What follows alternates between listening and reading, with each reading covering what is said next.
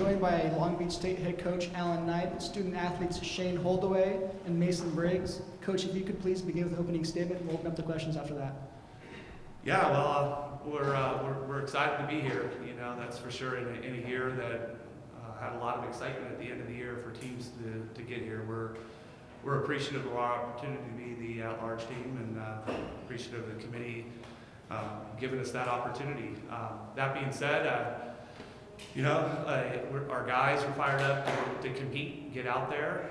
This is a great field. A lot of really good teams. I think all the teams right now are kind of made up with a lot of similarities in the fact that there's a lot of underclassmen that play prominent roles on all the teams. I think that bodes well for the future of volleyball, but it also should make for an exciting Final Four. So, yeah, we're excited to be here. Coach Vinny Lopes here from Off the Block. You've had an opportunity to watch a little film on UCLA, see them in person. What's the biggest thing that stands out about their play now compared to when you saw them in the regular season? Yeah, you know, they always have a lot of guys that can help them. So historically for us, when we see them in the postseason, it could be maybe a second or a third lineup or a variation of that. So,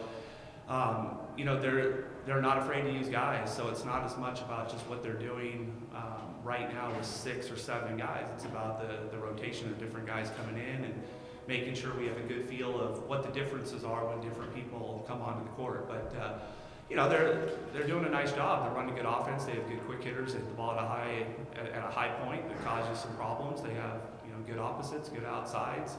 They're an aggressive serving team. So, but at this time of the year, that's what you're going to see from most of the teams that are here. They're going to try to cause you some problems from the end line with their serve. So you're going to try to win that serve and passing battle. And it's really going to come down to a lot of teams feeling comfortable in that uncomfortable part of the game when not everything's perfect all the time. And, we take a lot of pride in training that area, so now we get to flex it a little bit. Look forward to it. And Coach, I want to ask you a little bit of a broader question. As you probably know, the internet can be a cruel place. Lots of people after the match against Hawaii had lots of comments on your team players.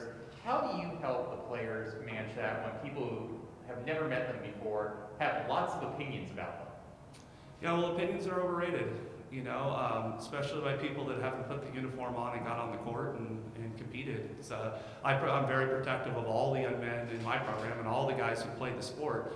And this is a very difficult time to do it. You can get to people with comments. You can get to their social media. It doesn't make it right. So what we do is we try really hard to be in the mindset of just avoid the noise. It's not educated opinion. It's very personal, and it's a lot of times, based off the love of their sport or the emotional result or whatever it might be. So I don't even think the person sometimes that makes some of those comments is maybe really indicative of what they really believe. It just is emotional. So, but that's the world we live in right now, and our guys have grown up in that world. We try to avoid it, the good and the bad. I've always said to our guys, whether there's a lot of good or there's a lot of bad, it's probably not true on the good or the bad. We're probably somewhere in between that. So let's just roll and try to avoid the noise. Hey, this question is for Coach and Shane. You guys have played in these types of games before, just a couple years ago, winning back-to-back championships. But what makes this team, I guess unique or different from those teams that won back-to-back championships? Well, first of all, there's a whole bunch of different players.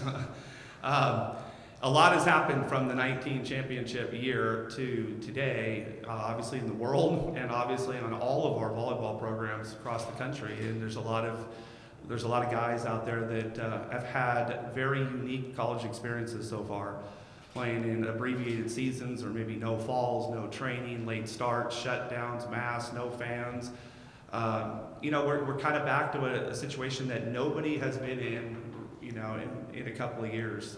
So I really like the fact that we're fortunate enough at Long Beach to have a venue that allows us to have this type of environment, at least as close to as you can in the regular season on a regular basis, and we'll lean on those experiences for it. But, we're anybody in the tournament from any of the teams for the most part. There's very limited Final Four experience in this environment. Obviously, Hawaii comes in with some experience from last year's championship, but a little bit different also. So, but I think they'll probably lean on their home court environment to transfer into the Final Four for them too. Ignacio Cervantes here, Daily 49er. This one's for Coach. Coach, You've been, for the past 2 years, it's been a hectic and chaotic season for NCAA volleyball in general. And you brought up how it's very youthful, the teams all around. How could you say it's going to affect the past 2 years, this Final Four coming into this thing? Well, I don't know. We'll find that out a little bit at the end. But what I'd like to think is that from our perspective, is we're really grateful of one, to be here, and really grateful that we're back into a quote unquote normal situation. And we want to make the most of this opportunity for the student athletes. I've done this for a long time, and I think even myself, you have no choice other than to be grateful to get back into some normalcy. It was a very difficult time for everybody. So I'm happy for the guys that they get to experience this. Starting to get to the point a little bit where you were concerned that the entire group of student athletes were going to go through, and it's going to be a COVID world college experience. So all we can do right now is be super grateful of the opportunity, be present in the moment, and go out and be the best version of we are right now. And that's been our mindset, pretty much all season, but definitely this week. That's really what it's going to boil down to for us. I want to give Shane the opportunity to answer that prior question, so could you please restate that question? Sorry for cutting you off. Okay. All right, bro.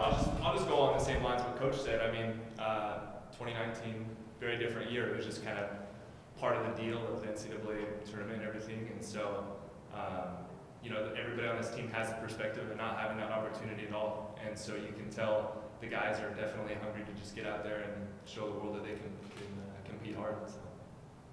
Amazing. I mean, you've played, big games in high school and throughout your, high school career, and you've seen your brother, play through these games. What have you, watching him, like, how are you preparing for, the kind of environment you're going to be playing in tomorrow?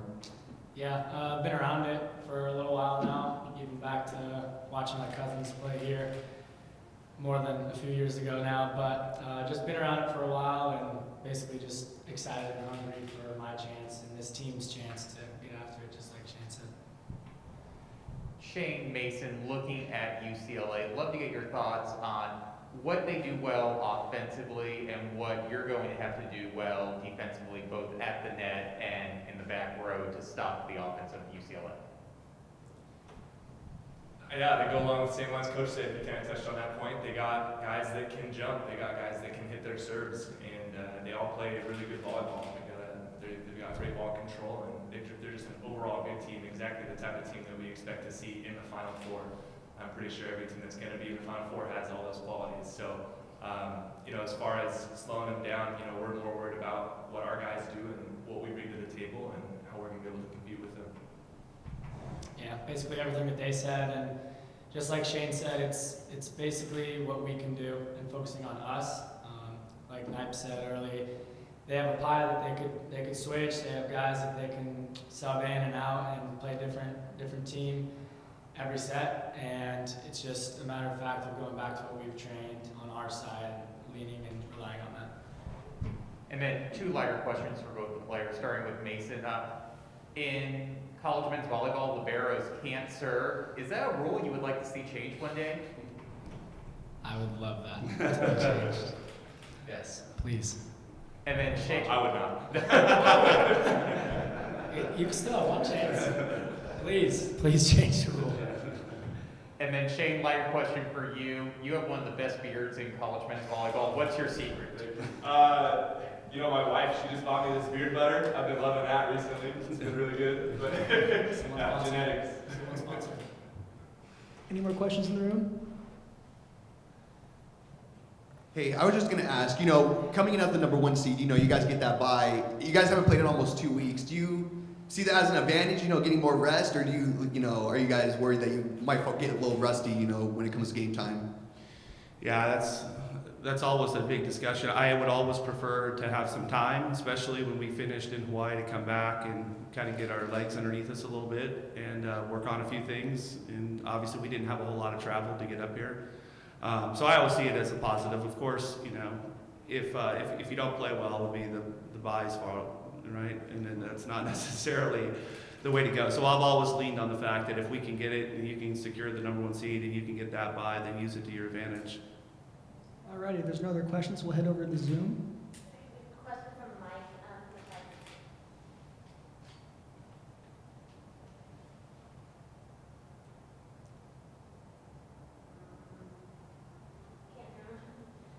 Mike, will you please unmute yourself?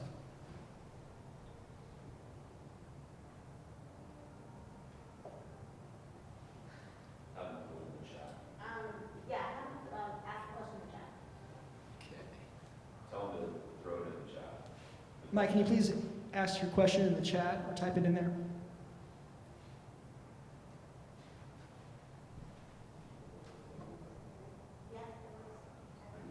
Hey, Mike, I think you're on mute.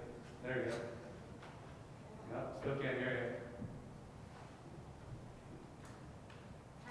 Mike, I have a laptop in front of me if you just type it in. Oh, Mike's all good, he said. You good, Mike? All right, Mike says he's all good. Thanks, guys. All right, thank you, guys. Thank you. Thank you.